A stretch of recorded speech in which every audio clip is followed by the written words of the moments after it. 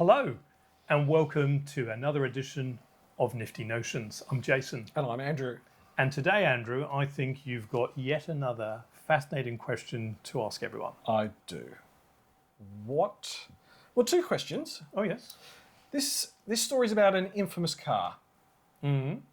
Can you think of any infamous car from history? Yes, of course. Well, from the movies, I can think of Herbie from Herbie Rides Again. Yep. That's one. Yep. I can think of Chitty Chitty Bang Bang. Right.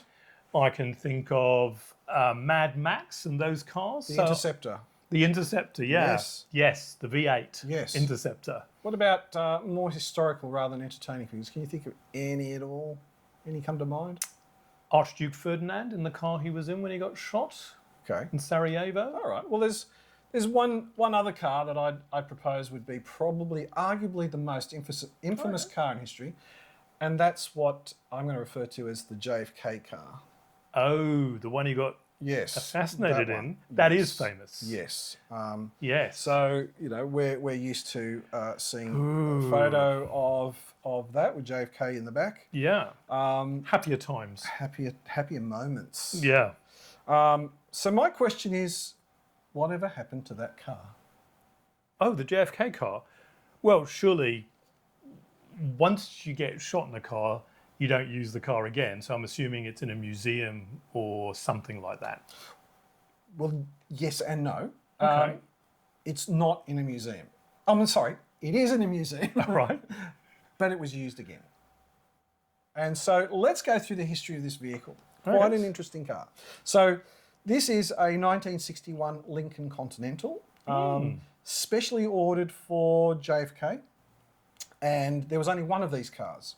Not like these days where the Secret Service has, I think, 16 identical cars, including number plates. So absolutely identical on the outside, probably on the inside. So that they have a decoy. They always travel with two. Yeah. And they can also move them in advance. So if you're flying, doing several stops in a day, the cars are already there waiting for you. As opposed to back in this time, this car would have been, when they got back to the airport, this would have gone into an Air Force transport. It would have then had to fly in advance of wherever they were going. So on this trip to Texas, they did a number of stops over a few days. This car would be put into a transport, and it would be moved before they would leave. It would arrive before they got there. They'd make sure the car was ready to go for when they landed, so they would have taken their time, maybe circling or whatever. But this car was a modified Lincoln Continental. It was a 1961. It was a convertible. It was sent to a company called Hess and Eisenhart in Cincinnati, Ohio. They stretched the car. They did a whole bunch of modifications to it, including the paint. The Kennedys had asked for a very dark blue paint, so it wasn't black. A lot of the photos like that one make it look black, but if you look at possibly the detail on the spare wheel cover on the back, you can kind of see what its real colour was. Okay. It was quite a deep blue. Sort of midnight blue type. Midnight blue colour, yeah, absolutely. And it was a flat colour, not a metallic, which comes into play later. The rear seat that the Kennedys were sitting on in that photo could be lifted 10 inches so that you could more easily see the president and anyone who was in the back seat with the president. So it was really a parade car. It was not a bulletproof car. We all know that. Yes. It was a convertible, but interestingly enough, it had removable elements or elements that could be added to the roof. So there was a hard top, which you can see there, and there was the bubble top, which is plastic. Now, none of these were bulletproof either. So the idea being that, and with the plastic bubble top, they also had covers that they could put over it. So if it was raining, they could put these on top. But this was a parade car. It was not like a presidential limousine these days. Which is completely bulletproof. It's built on a truck chassis. It's essentially a truck. Yeah. Made to look like a car. So, and here's another photo of, they actually used to tuck a lot of those plastic elements into the boot of this car. Now, and here's a photo of it with the hardtop section on. It looks very different now. And what they did was, they changed the grille and the bumper bar to make it look slightly different to the standard car that was produced. But anyway, moving on from that fateful day, straight after the assassination, there's plenty of videotape evidence of this, where the car was driven at speed to Parkland Memorial Hospital in Dallas. And you can also see that there were flowers that were thrown in the back seat by the members of the public who had turned up. The Secret Service had also removed those flowers and had wiped the back seat and the car clean. There was obviously blood and other Yeah. bits in there. And this was all before the president was even pronounced dead. So after he was pronounced dead and they wanted to take the body back, there was obviously a fight or a disagreement with the Dallas police force because a crime had been committed in their jurisdiction. There was an obvious argument about who had rights over the president, or the former president at that stage, and also over the car. But the Secret Service bullied their way through or pulled rank. The president's body went back to Washington, and so did that car. Right. Now, the FBI had that car that they used for forensic detailing. Obviously, a lot of evidence had been wiped, so it had been compromised. Yeah. Notwithstanding all of that, several months later, they were trying to decide what to do with the car. Now, there were other standby cars and cars that had been used before this that were put back into presidential service. They decided that it was more expedient and less expensive to refit this car and to get it ready for presidential use again. Oh. Exactly. So the death car gets reused. Yes. And it was sent back to Hess and Eisenhardt. It was stripped. Perhaps with new configurations to... It had a solid roof. Had a bulletproof glass. The car was modified heavily. It wasn't stretched because it had already been stretched. So it's the same length, the same wheelbase. Wow. And what they did was add a solid roof that couldn't be removed, and the car was bulletproofed.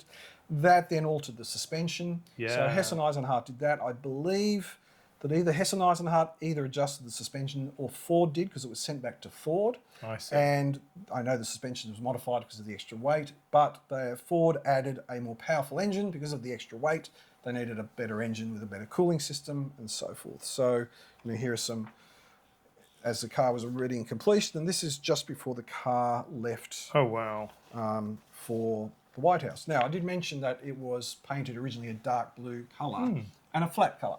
Now, it was resprayed, obviously, but it was resprayed again in another midnight blue colour, but it was a metallic tint, so a little metallic flecks in it. Oh, yeah. And it arrived at the White House, and apparently, as legend goes, Lyndon Johnson said he didn't like it and ordered that it be repainted black. So it was repainted black and delivered back to him. Oh, I see. And that's what the car looked like. So that is the JFK car that's been remodelled. So now, did he enjoy that car? I'm glad you asked that question because I have a photo here of Lyndon and Lady Bird Johnson in the back seat of that car. I think you can make your own mind up about that, but yeah, legend has it that he was never happy about sitting in that seat in that car. Absolutely. But he had to use that quite a bit. And they changed it cosmetically. They changed the grille, the bumper bar, the wheel covers. They tried to make it look like a different car, but it was the same car. And that car... literally the hot seat.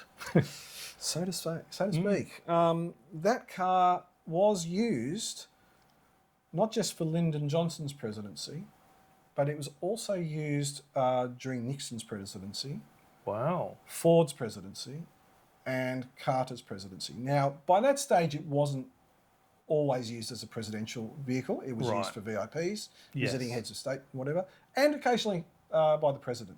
But it was retired in 1977 during the Carter administration. Had a good run then. It had a very good run. And it now resides in the Henry Ford Museum in Detroit. Right. So, which is right next to the Ronald Reagan car that was used during the assassination attempt of him. That's right. right. The bullet bounced off the door or ricocheted off the door into him. Now, if you've seen any of our episodes, you know by now that we ad nauseum say we live in Sydney, Australia. And this car has a bit of history with Australia. How? How could that be? Well, if you recall, this is not what they did in those days. Multiple cars, multiple identical cars. They still just had one presidential vehicle. And this particular car was shipped to Australia in 1967 when Lyndon Johnson came to Australia. He made two visits, two city visits, one to Melbourne, and then he came to Sydney. Melbourne was first, and then Sydney. Oh, nice. Now, on his last day in Melbourne in the afternoon, this is during the Vietnam War, and there was conscription in the US, and there was Right. also conscription in Australia for the Vietnam War, because Right. Australia was involved with America in the Vietnam War. And two young brothers, I think one was 19, one was 20 or 21, took exception to the whole conscription thing in the Vietnam War, and they had two plastic bags filled with balloons that were filled with coloured paint. Ah. And they hurled these bags at this limousine while President Johnson was in it, while they were in Melbourne. And you can see And there there that it is, the red paint. there's paint all over that car, and you can also see throughout that picture there are Secret Service men who got yeah. splattered in paint. And this Secret Service man's jacket and shirt are now on display in Melbourne in the museum. Is that right? And here's another picture of Lyndon Johnson not looking too happy about being in that car. Oh, yeah. Yeah. And here's a picture of Lyndon Johnson who's speaking on his microphone and possibly looking a little bit amused at this stage. Now, the Yes. story is that car had to come to Sydney the next day because that was the only presidential car they brought with them. Right. And the Secret Service, so that car was used, you can see that photo was taken in the afternoon, and he had a number of Right. other stops that afternoon and evening. So the car they tried to wipe the paint off, and it didn't really work very well. It just smeared it all over the car. So Ford did have a manufacturing plant in Melbourne in those days. Wow. And after they were finished for the evening, they either Ford offered help or they asked Ford for help, and they took it in. They tried to clean the car unsuccessfully. They said Yeah. paint was everywhere. So that evening, all through the night, they decided to strip the car down on the outside and repaint it black, ready for the next morning. Wow. So the car rolled out of the factory in Melbourne, back into presidential duty. It ferried Lyndon Johnson to the airport and then was shipped up to Sydney for him to Wow. use in Sydney. So. And he There's had a that. better reception in Sydney, I take it. Well, no one hurled any paint at him. But that is the final photo of that. This is the resting place. This is the resting place, and that was the final configuration of the Wow. limousine, and that's what it looks like if you were to go to the Henry Ford Museum. So that's the story. Is that these days it's not quite, well, back then it wasn't quite like it is these days, where it's not actually that hard to research this stuff. Yeah. But in those days, I'm sure that most people would never have had an idea that was the car that Yeah. JFK was assassinated in. That's an incredible thread of things that the car did. Well, thank you for that, Andrew. Absolutely fascinating. Easy. Well, that's it for another edition of Nifty Notions. I'm Jason. And I'm Andrew. And if you like what you're hearing, please feel free to like, subscribe to this channel. And that's it for this time. See you next time. See ya.